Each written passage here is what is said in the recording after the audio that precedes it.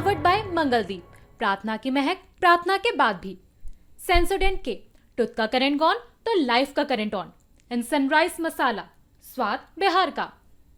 1 जून 2024 को चुनावी शोर थम गया है और अब 4 जून को नतीजों का इंतजार है।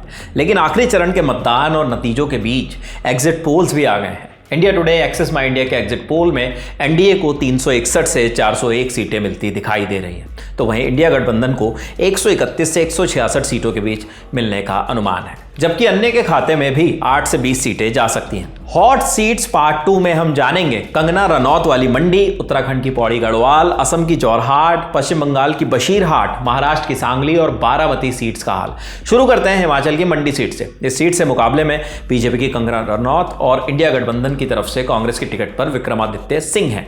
एग्जिट पोल के मुताबिक मंडी से कंगना रनौत मजबूत स्थिति में नजर आ रही हैं। अब बात पौड़ी गढ़वाल की।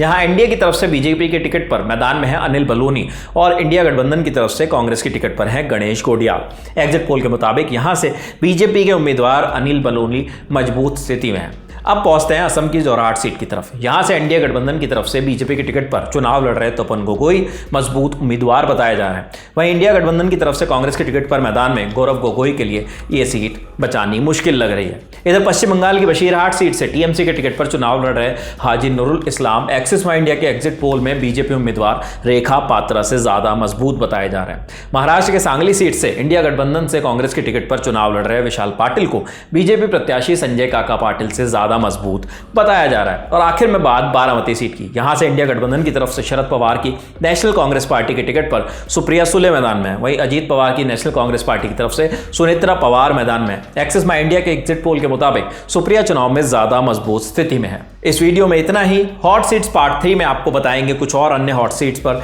एग्जिट पोल के नतीजों के अपडेट। तब तक लोकसभा चुनाव से जुड़ी खबरों के लिए देखते रहिए दिल ऑन टॉप। शुक्रिया।